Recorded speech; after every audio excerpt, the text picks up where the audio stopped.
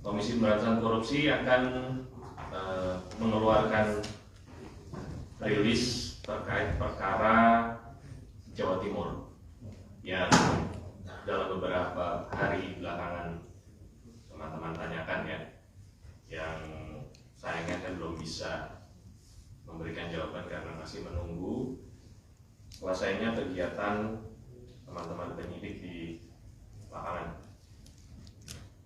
Kami sampaikan bahwa pada tanggal 5 Juli tahun 2024 KPK menerbitkan surat perintah penyidikan terkait dugaan adanya tindak pidana korupsi dalam pengurusan dana hibah untuk kelompok masyarakat atau POKNAS dari APBD Provinsi Jawa Timur tahun anggaran 2019 sampai dengan 2022.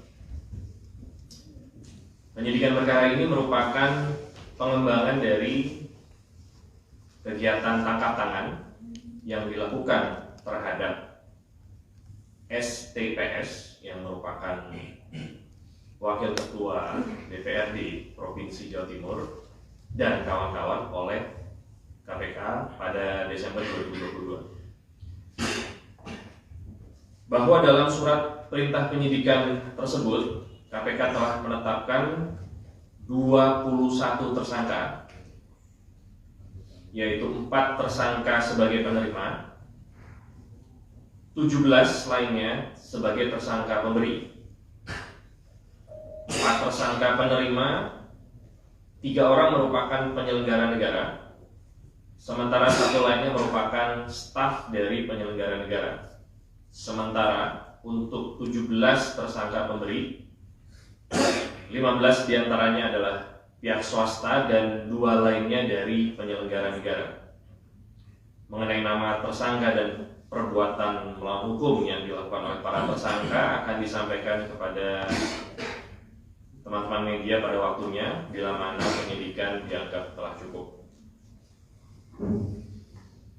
Menindaklanjuti surat perintah penyidikan dimaksud, sejak tanggal 8 Juli 2024 sampai dengan saat ini, KPK melakukan serangkaian tindakan penyidikan berupa penggeledahan pada beberapa rumah yang berlokasi di Surabaya, Pasuruan, Probolinggo, Tulungagung, Gresik, dan Blitar, serta beberapa lokasi di Pulau Madura, yaitu di Kabupaten Bangkalan, Kabupaten Sampang, dan Kabupaten Sumeneb.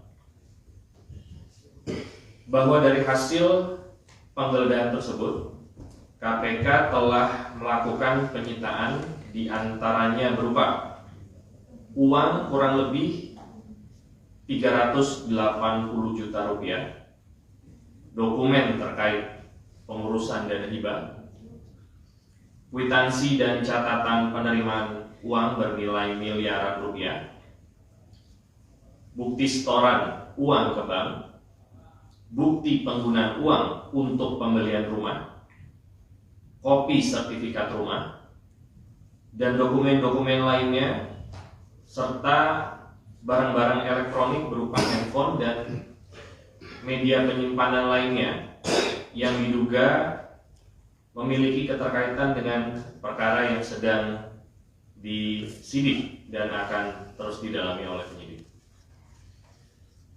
Demikian hal ini kami sampaikan, di mana KPK akan terus berupaya secara optimal untuk mengembangkan perkara yang sedang ditangani dan akan meminta pertanggungjawaban pidana terhadap para pihak yang diduga terkait dan patut untuk dimintakan pertanggungjawabannya.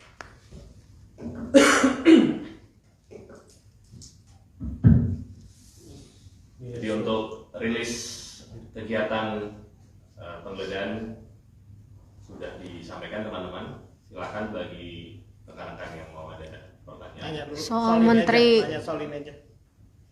Tanya soal ya ini yang disampaikan. Oke, silakan. Ya ini kan pengembangan dari kasus sebelumnya Wakil Ketua DPR di Jawa Timur, yaitu Sahat Tua Simanjuntak. Nah, dalam proses pengembangan penyidikan awal itu juga dilakukan penggeledahan di kantor gubernur, wakil gubernur. Tapi selama proses awal kasus Sahat sampai detik ini, kok nggak pernah dipanggil Khofifah? Kapan KPK, kenapa KPK tidak pernah manggil Khofifah dan Emil Dardak, dan kapan mau dipanggil untuk mengkonfirmasi kasus yang terdahulu sama yang terbaru saat ini? Mas, gimana? Baik.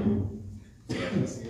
Terkait penyampaian Mas Mario kapan Gubernur Jawa Timur maupun wakilnya akan dipanggil, nanti kita akan serahkan kewenangannya kepada teman-teman penyidik ya, karena pertimbangan apa dan alat bukti apa yang tentunya perlu diklarifikasi dari yang bersangkutan itu ada di penyidik bahannya. Kalau memang ada alat bukti yang perlu diklarifikasi, tentunya penyidik juga tidak akan segan-segan untuk memanggil baik di perkara yang terdahulu maupun di perkara yang sekarang. Jadi kita tunggu aja. Tambahin lagi Mas yang soal ini. Ini kan ada dugaan juga fiktif soal Pokmas ini. Ini ada puluhan Pokmas sempat diperiksa ketua-ketuanya waktu itu di zaman penyidikannya Sahat itu. Beranggotakan 500, faktanya di lapangan cuma 5 orang. Apakah mereka semua akan dipanggil kembali atau bahkan bisa diminta pertanggungjawaban karena mereka kan yang menerima juga uang-uang itu? Ya, dalam hal perkara yang baru, apabila memang alat buktinya baik sama ataupun baru, tidak menutup kemungkinan subjek atau saksi yang dipanggil bisa berulang.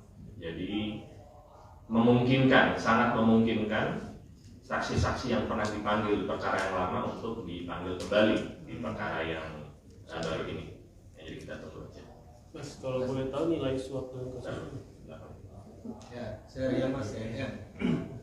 Mau bertanya yang pertama Mas, mau menegaskan sampai saat ini kegiatan upaya paksa di sana masih berlangsung atau tidak? Yang kedua, apakah pimpinan yang DPRD yang jadi tersangka itu mereka yang sempat dicegah bepergian luar negeri di kasus Sahat di tahun 2023? Yang ketiga, bagaimana upaya paksa terhadap 21 orang itu? Apakah sudah dicegah bepergian luar negeri atau belum?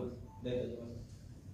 Baik, yang pertama saya tidak pernah menyebut para tersangka ini sebagaimana pekerjaan yang sudah disampaikan oleh teman jurnalis dari CNN. Jadi belum ada keterangan yang bisa dirilis secara resmi oleh jubir KPK ya saat ini ya. Jadi semua itu tentunya kita tunggu saja. Yang berikutnya terkait ke 21 orang ini apakah sudah dilakukan pencekalan atau belum, nanti kita akan cek. Umumnya sebagaimana yang sudah apabila ada pencekalan tentunya teman-teman juga pasti akan diinformasikan. Kegiatan sana masih berlangsung sampai saat ini? Untuk kegiatan sampai dengan hari ini informasi terakhir masih berlangsung. Nilai suapnya Mas, nilai suap dalam kasus ini berapa? Nilai suapnya kita masih belum bisa rilis dulu. Ya belum. Masih kita tunggu karena masih berkegiatan.